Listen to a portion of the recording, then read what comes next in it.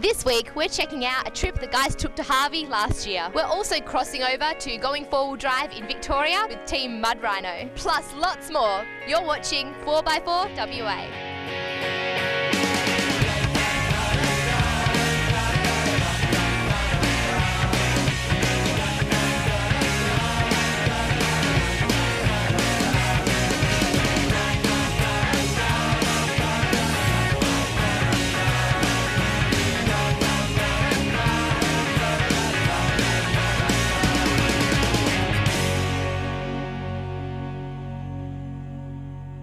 Welcome to another great episode of 4x4 WA.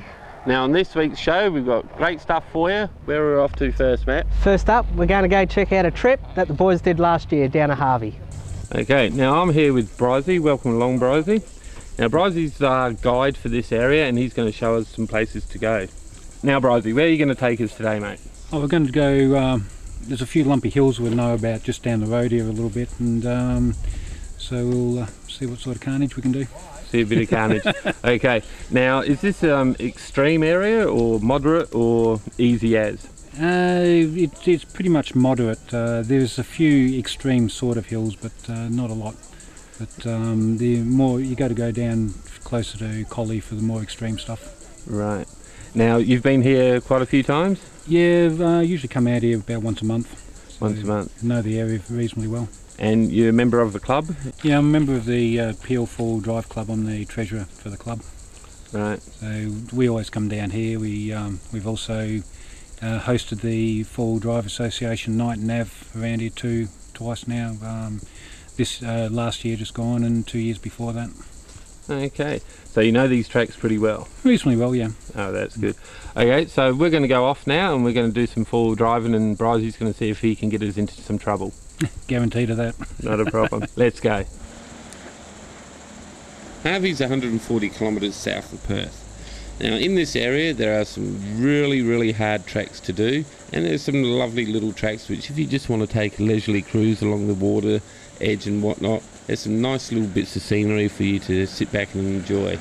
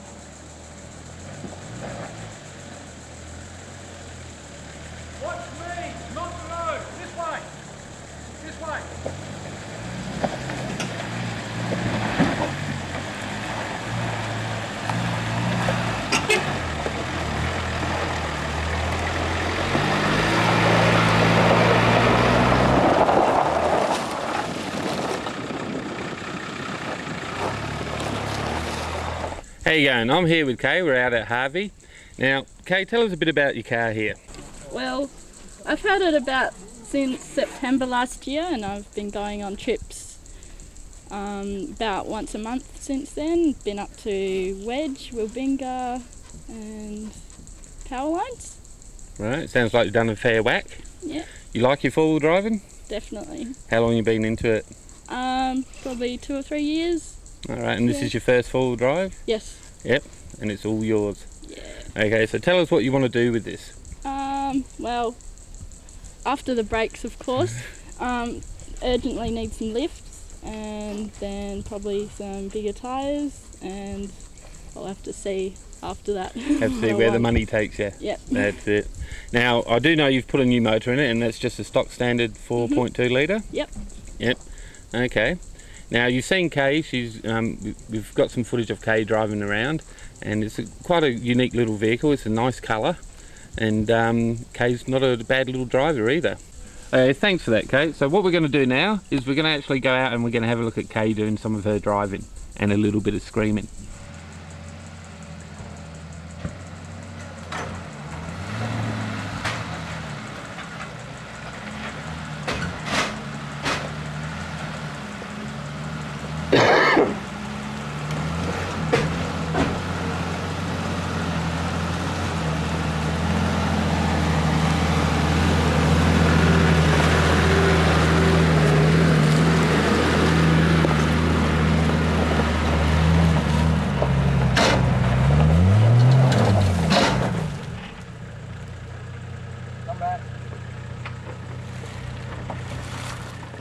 Now if you get stuck on a hill and you need to reverse down, don't free fall and don't rely on your brakes. Put the gear in reverse, let the motor do the work, because anything can happen, as you'll surely see.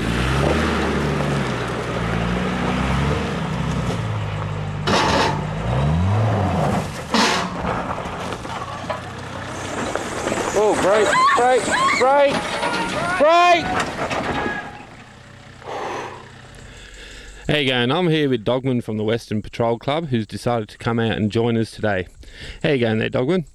Good, Griz, yourself? Oh, not too bad, mate. You've had a good day with us? I've had a fantastic day. That's good. Now, tell us about your car. What have you got here? 2007 Nissan Patrol GU with just a few modifications. Okay, do you want to run through your mods for us? Roof rack. Okay, that's a mod. Yeah, right, fair enough. 2-inch old man emu suspension lift. 16-inch rims with Cooper STTs. You going to mention the air locker, or I wasn't going to mention the air locker. Okay. Yes, I do have an air locker. I don't use it very often, because it gets me into trouble. I get picked on for it, so yeah. All right. Oh, well, I mean, an air locker is just an ultimate thing anyway to have on a four-wheel drive. That's right, it is, and yeah, everyone should have one. Yeah. I mean, if you got it, you might as well use it. That's right, and I do. Yeah. Well, that's good. Yeah. So you've done these tracks before, I take it? Yes. With the West Patrol Club, we come around here fairly regularly, so yeah, it's a really good spot, nice, pretty, and yeah, very nice in winter time. Rightio. So what we're going to do now, we're going to continue on, and we'll have some more footage for you. Okay, thank you very much for joining us. Not a problem. Thank you very much, Griz. Now, when you're traversing terrain such as this, it's always advisable to have a spotter, which means like your passenger or someone who's in the car with you or someone who's in another car, get out, go in front of you and guide your wheels, because they can see your wheels, you can't. Anything can happen in these terrains. These washouts are quite a dangerous little thing. It is good fun, but it's just to be on the safe side. Grab yourself a spotter and it stops problems like this.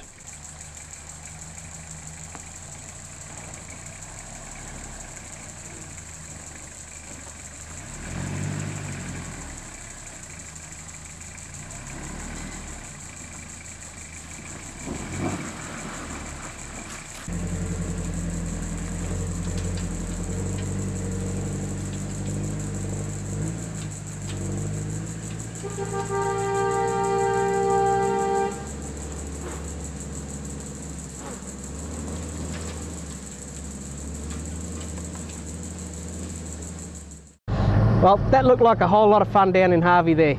So what's up next? Well, now we're going to throw to Griz, who's at Northern 4-Wheel Drive Centre in Wangara, checking out some air compressors. Thanks, Amy. Well, you might remember a couple of episodes ago I talked about tyre deflators. Well, this time we're going to talk about air compressors or tyre inflators. Now, I'm here with Brad from Northern 4-Wheel Drive Centre. Air compressors. What have you got to tell me about air compressors? I know you get what you buy. You know, you get what you pay for. So if you go down to Kmart, you buy a $20 thing, it's going to last maybe one tyre. I see you've got some good ones here. Tell us about these ones. Yep. Probably the most important thing with air compressors that people look at is the flow rate of the air compressor. Most importantly, the laden flow rate, so when it's actually on the tyre while it's pumping, not the unladen flow rate. Warranty and backup of the suppliers and manufacturers of the compressor. Probably the most important things when choosing a tyre inflation or air compressor is the best thing to look for. So with these tyre inflators, or air compressors, are they mounted in the car, or you can have them portable, or can you use a portable one and mount it? Or you've got a range of options. So for like the ARB compressor is available in both a portable and a under bonnet fitment or in-car fitment, they say now, because a lot of them are fitting more and more under the seats. But that is available in both. It depends on the person's circumstances, whether they want it fitted to the car or want to keep it as a portable. Options with portable, you can take it with other vehicles and etc. Where if it's bolted to the car, you're sort of stuck with just that one car. But they're useful in both its forms. Yeah. So does size play an importance in the compressor? Because you get those truck air compressors you can see, and they're sort of yay big, but they seem to be taking forever. Size is not really important at all. It's the quality of the piston and the motor and the heat sink is probably one of the most. Yeah, I've noticed they get really hot sometimes. Especially in our climate, with coming off the beach on a hot day, you've got 35, 40 degrees anyway, and you're trying to use a compressor in that heat. So most of these compressors here have got around a 40-minute cycle rate on say a 29, 30 degree day. So so more than enough time to pump 1 or 2 sets of tyres up easily. Oh, that's good. Now with the gauges, I noticed like with my one, I've got one at home, my gauge is very inaccurate on the hose. Like when you're pumping up, it sits there and it says you're doing 35, 40 psi. You take it off and it's still slightly fat. You can still see the bulge in it. Why is that? A lot of the gauges, the most important thing is to make sure the compressor's switched off when you're reading the gauge. Don't unplug it for the tyre obviously, but switch the compressor off and it'll give you a more accurate reading. A lot of the ones built into the hose like that, they are only accurate to within 3 to 5 psi, so they always check it if it's an inline one like that. Or ARB have brought out one to suit their compressors, which is a very accurate inflator with gauge. And you can depress it to fine tune. Okay, so that actually goes up onto your hose. Goes onto the original ARB hose there. So you're using the handle to inflate or deflate. Just like a service station style inflator gauge. Well done. So any other compressors you got here? Yeah, we also do the Come with me, guys. Black Max one. Another one of the Bush Ranger range, and that's sort of the middle of the range compressor in between the Caravan style and the Pro Air and ARB one. So that's a very popular compressor of ours there. So what's your average price range? Average price range for a decent compressor, you'll spend somewhere between $250 to $350. That's not too bad for something which you're going to use on a regular basis. And as I said before, you get what you pay for. So something for $300 is going to last you a lot longer. Last you a lot longer. I mean, well looked after, as long as you look at it, the thing should last you. Is there any maintenance thing you have to be wary of? Most compressors will have a built-in filter, which a lot of people don't ever change. But you're out in the dust and the sand, it's going to block up. Make sure you clean it out. And you can get replacement parts for those types of things and stuff. So there you go, air compressors. We talked about tyre deflators, now we're talking about pumping them back up. You need to pump your tyres back up, guys, before you head back onto the blacktop. Cheers for that, Brad, much appreciated. Now we're off to an advert and we'll see you when we get back.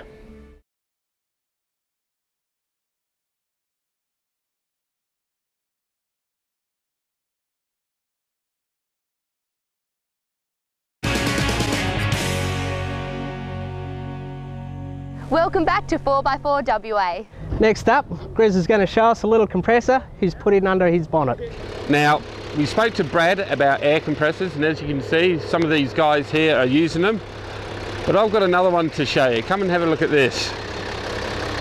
Basically, what I've done is I've converted my air conditioner compressor to an air compressor. I don't actually use my aircon. So I thought, well, it's attached to the car, might as well use it. Quite easy, I've just got a little switch here, made a hose, which just comes out to the front. This hose here, got a little air filter on it. I've just made a switch, turned it on, pumps out air, look at that. Oh, a lovely fluid. You gotta be lovely like that. So there you go. And it works twice as fast as any air compressor you can buy at a shop. Guaranteed. Well, I can't guarantee it because then you'd sue me if I was wrong, wouldn't you? But it does. I found that pumping from 5 psi up to about 30 takes about 45 seconds. Extremely good. That's if you don't want your air conditioner in your car. There is other ways. If you get a hold of one, you can make a bracket and attach it somewhere else as long as it runs off the belt. Switch straight to your battery, bada bing, bada boom, you've got an inbuilt air compressor. There we go, guys. Well, what did you think of that air compressor, guys? A lot of good ideas in that one. There is, isn't there? There is. Well, anyway, guys, coming up next, we throw the Mud Rhino, which was brought to us by Going 4-Wheel Drive. Let's go check it out.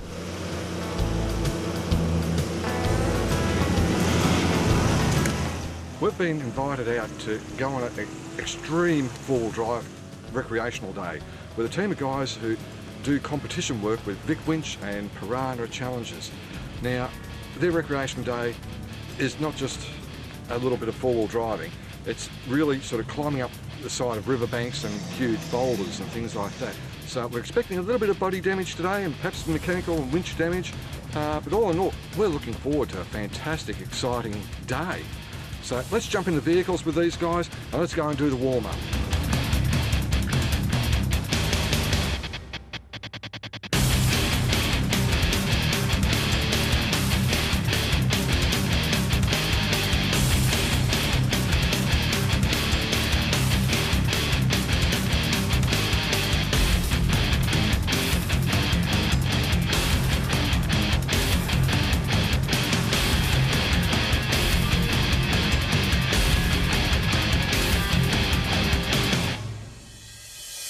Evan, how long has Mud Rhino been going?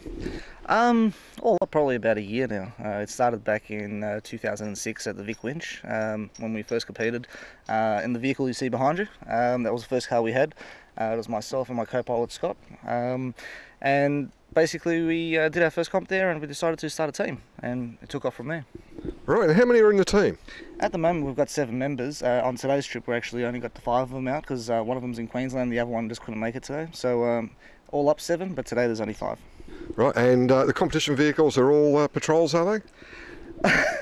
I'd like to say that, but we actually have a Hilux in the group as well, which belongs to Scott, and it's a little bit different to the rest of the vehicles, yes. So with the Hilux going, quite often there'll be the phrase, "Oh, what a feeling." Yeah, I won't comment on that. But he actually does do a lot better than most of the GQs in certain stages, so it has got its benefits and its drawbacks, and it's just very different. Right, and the Mud Rhino Club, now is that all about competition work, or is it just about family orientated, or what is the go with Mud Rhino? I mean, you see a lot of these clubs around, and a lot of them are predominantly real hardcore stuff. What is the go in the future for Mud Rhino? Well, Mud Rhino originally started as a competition-based club, and we've got the 7 members who actually compete, but we also have the forum side to it, and we have a number of members at the moment, about 400 I think at last count. And the actual trips that we do vary from the more extreme to a little bit more of the family-based ones. So you get a variety of everything there. And the whole concept behind Mud Rhino, even though we do a lot of competition, is basically to help the newbie four-wheel driver into the scene. Be it competition or be it family driving, we're just there to help people out. Right, okay. All right, thanks very much for that, Evan, and thanks for being on the show, and thank you very much for inviting 4x4 Galore along.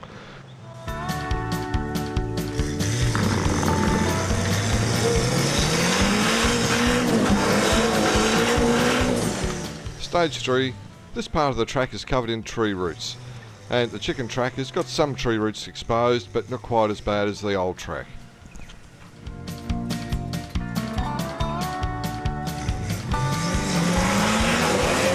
After many attempts and perseverance and almost getting to the top of this section of track, Peter decides to get the winch out and up comes Evan.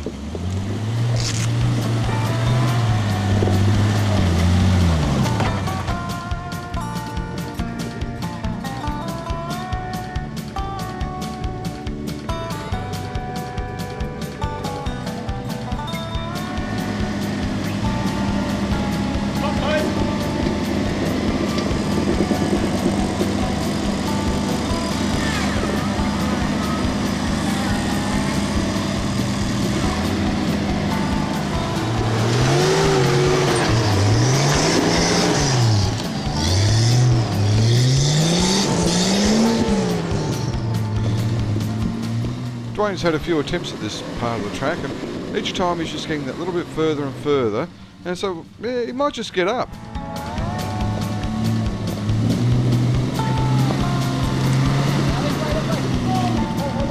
Wonder how much a new front guard will cost.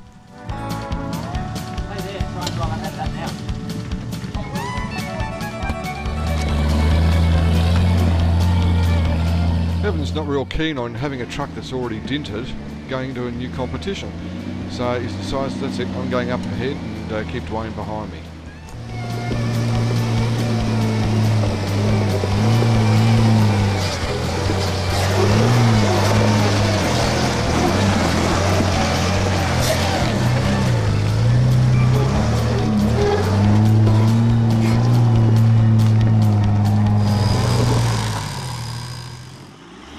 next vehicle up is Andrew in the Maverick. Now Andrew's been very entertaining today, taking wrong lines, and I think the BFGs have a lot to do with it. But I don't know whether he's going to take the same line as Peter or take a totally different line. Either way, it's going to be very entertaining. I think Andrew might have taken the wrong line, but still, very entertaining. There goes the front guard. And a grill. 2 out of the 3 vehicles have had to winch up here. The third vehicle is going to come up next and probably have to winch as well.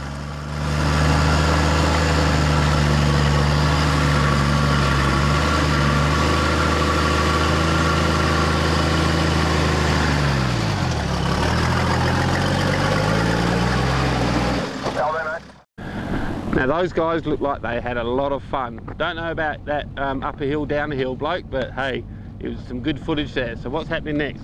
Well, next up, we've got a new segment just for you guys. It's the weekly rig review.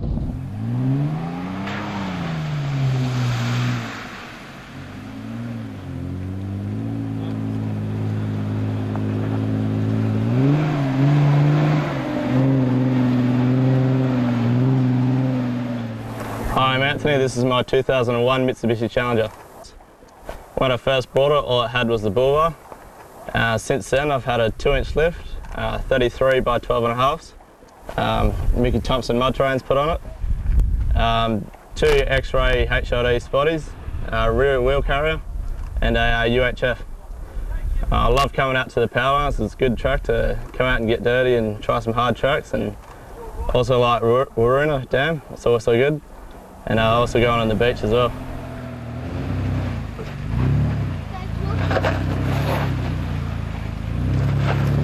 You're on back there, Dave.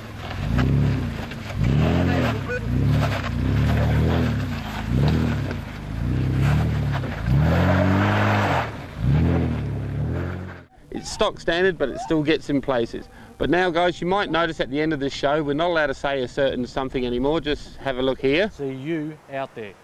See you out there. We'll see you in there. We will see you out there. We'll See you out there. See you out there. See you out there. We'll see you out there. See you out there. We will see you out there. See you out there. See you out there. We'll see you out there. See you out there. See you out there. We'll see you out there.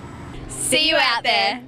Okay guys, so I take it you get the hint now after seeing that little montage. We need a new catchphrase. Now, it can't be copyrighted, it can't be trademarked. All you do, get onto our website, go onto our forums.